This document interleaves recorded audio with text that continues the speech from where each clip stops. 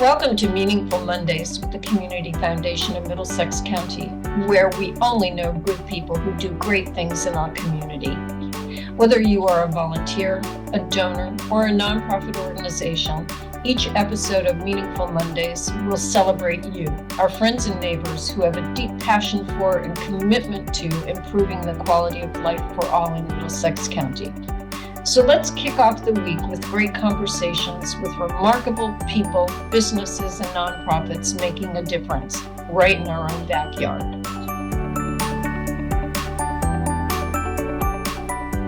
Well, welcome, everybody. It's Monday. It's a meaningful Monday in Middlesex County. But then again, every day is meaningful in our wonderful county. And we at the Community Foundation, you hear it from us all the time. We only know good people who do great things. And I am delighted that one of those good people who does lots of great things is with us today, Judy Schoonmaker. Judy, thanks so much for taking the time to join us. Well, I love being here and I love all the time I spend with you, with all of you at the foundation anyway. So this will be fun. This is very fun. Thanks. Well, this will be a lot of fun. We've got a lot of ground to cover because you've got pretty amazing things that you've done, number one. But before we talk about your involvement with the Community Foundation, let's learn a little bit about you. So you've lived in Middlesex County several times.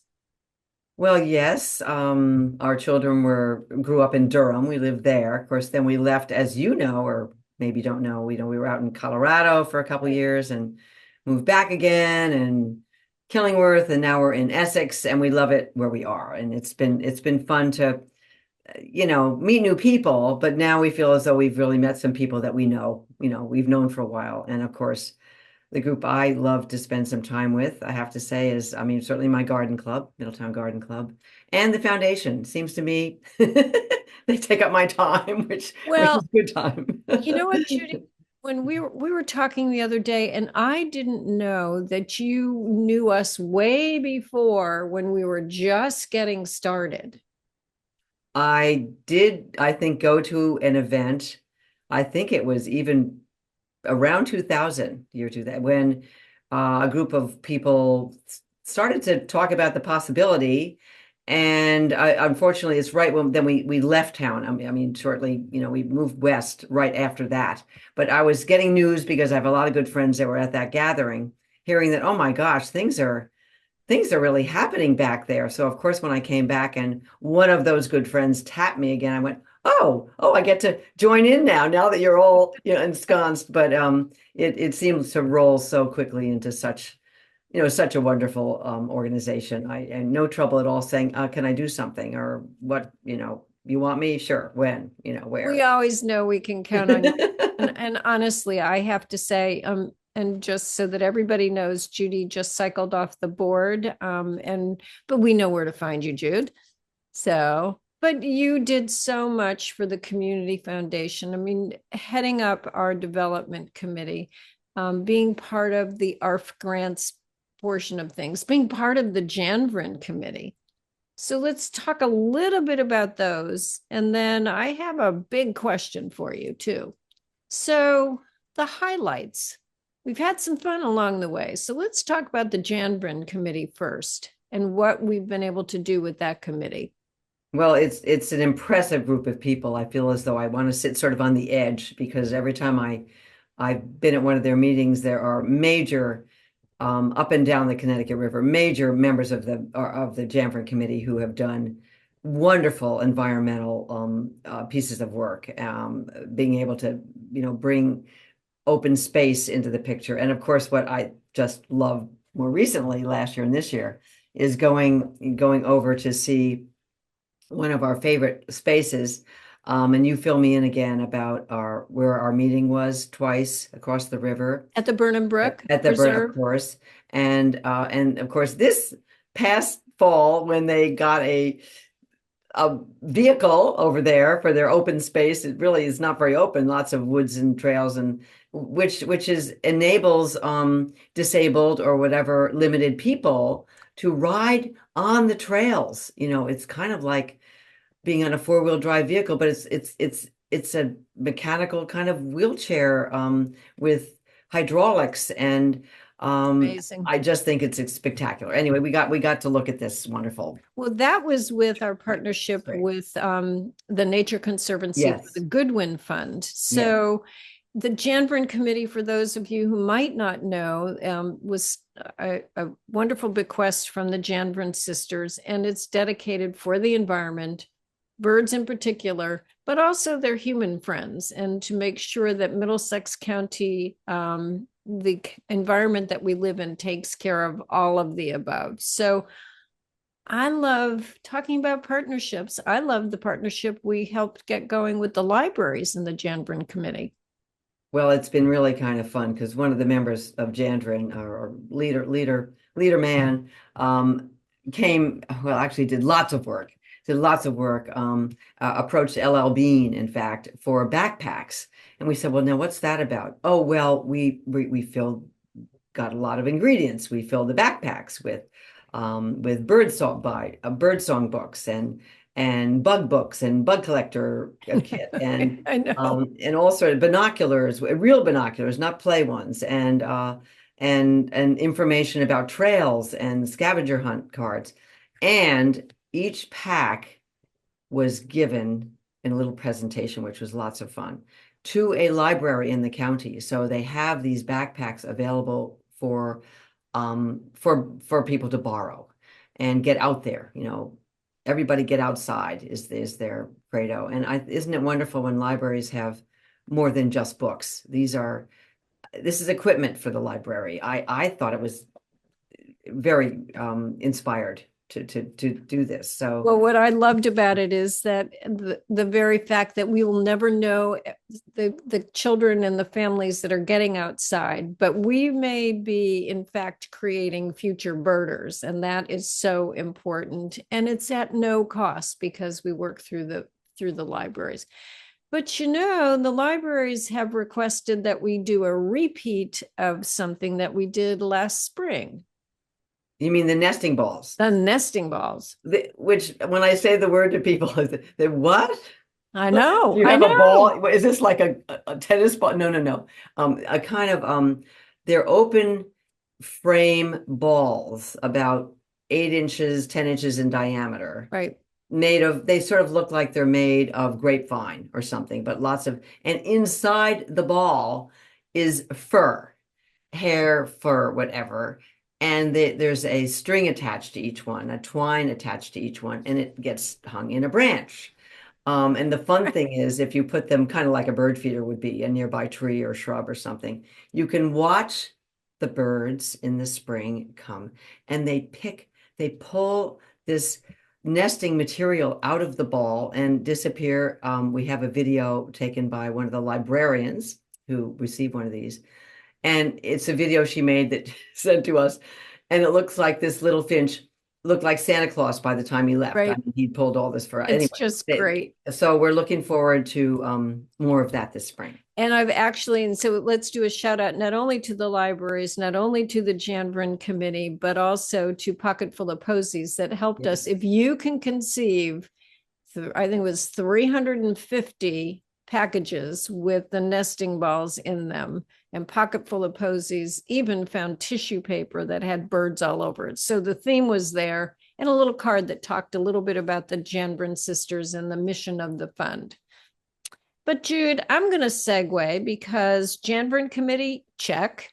Development Committee, you led the charge on our 25th anniversary celebration. So check. You led the charge on a lot of special events that we did on the Development Committee and our leadership circle. Check. So there's one other thing that you did with us, and that was serving on the ARF Grants Committee. Well, the ARF Committee, Animals, Respect, and Friendship, we sort of somehow, after you get that title and it turns out to be ARF. Right. I know. And so it's very cool. Yeah, it could be meow. We didn't want to do a meow, but we did an ARF. Okay. But I did watch and shared with you, I think, several years ago now. There was a regional news program. I don't know how I happened to just see it. There had been a fire, or at least a smoke down in a house. And out of the house came one of the firemen holding the poor puppy dog. And he had something on the puppy, which was like a face mask. And I said, oh my gosh, it looks like he's reviving this dog. We reached the company that supplied this mask, which is actually the wagon 2, they call it, for life pet oxygen mask kit. And we were able to get enough of these bunches of these mask kits that we could have presentations for every firehouse in the county to keep in their equipment, in their trucks, et cetera. So should there be an emergency at wherever they go, they could pull this out for whatever animals might be in the building and help them out. And I think they've used them a number of times, but innovative, or oxygen for people, but why not for our animal, man's best friend. Well, you're always connecting the dots, and I thank you for that. Just, the thought process of, oh my gosh, maybe we could do something good that somebody else has done. So let's not reinvent the wheel. Let's try to do what somebody else has done successfully. And sad to say, but with all the fires we've been hearing about, even in Connecticut, I bet those have been put to good use. Yes, maybe they have. I hope they have. And I think a couple of the emergency or really fire departments have asked where to get those. Right. If they have several pieces of equipment, why not put one here and there so that they have them with them? People do, if you go to a house that has smoke or fire or some other damage that's going on, you can be almost guaranteed there's a dog or a cat or more, living with the people. So it's a gift. It's a wonderful gift. Well, thank you for bringing it to our attention. So this is the big question that we've been asking everybody lately on our podcast, because I think it's important for people to know, why their neighbors next door, why the business leader next door gives back. So what's the payback of giving back in your estimation?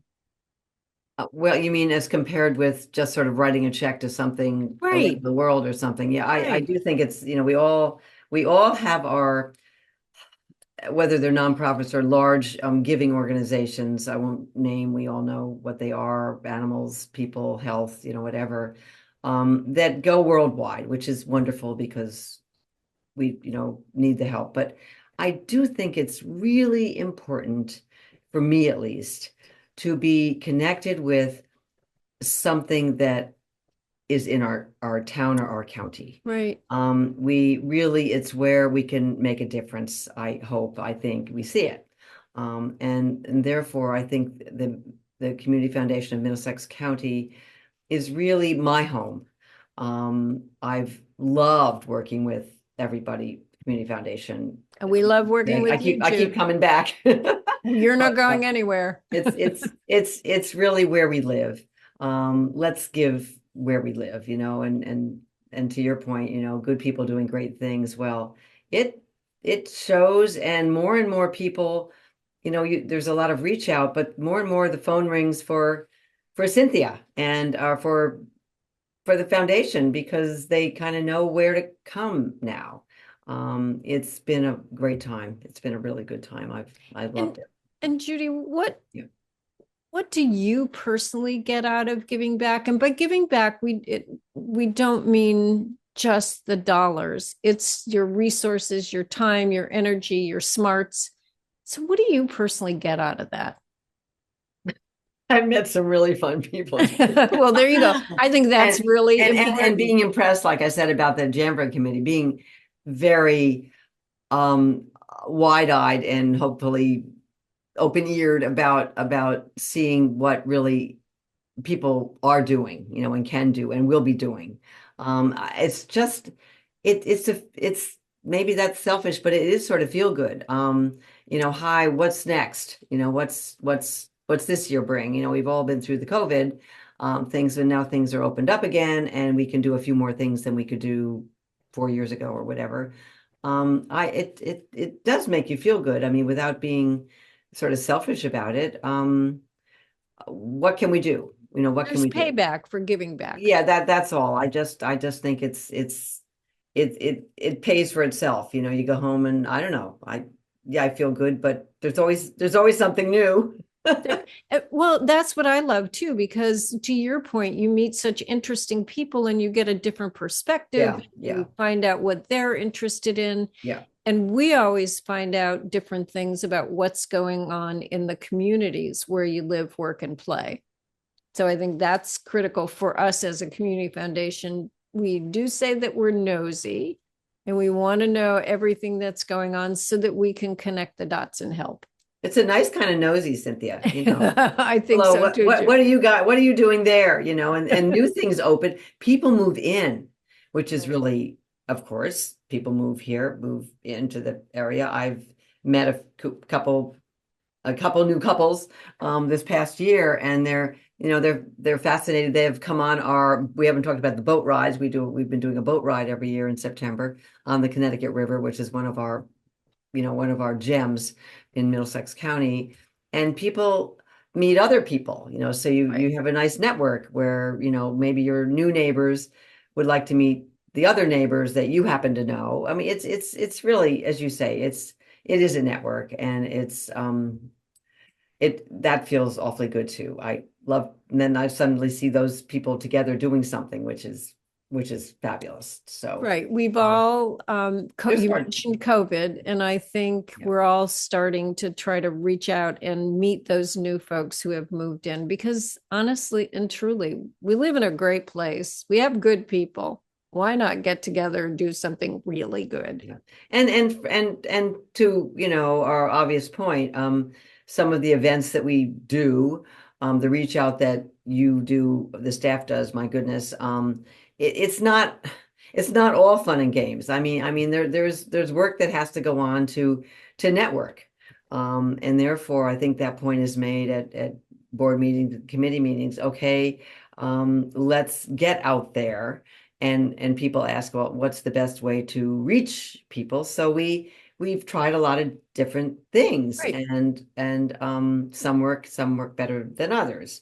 But I've learned an awful lot just kind of doing things that come up in, suggestions. We have a lot of suggestions, and people have belonged to other organizations, don't Cynthia, who say, gee, when I used to live in so and so, we tried this. And you go, oh, okay, let's share that with everybody. So Let's not reinvent any wheel. Let's just borrow great ideas. yeah, yeah, Seriously, yeah, life is too short to try to reinvent every wheel that yeah, that comes along. yeah. So, um, well, you mentioned our signature event, which when we only really do one event a year. So, talk a little bit about the Becky Thatcher because I think everybody looks forward to that. Well, again, I do think it baffled me a little bit when we decided let's take a river trip.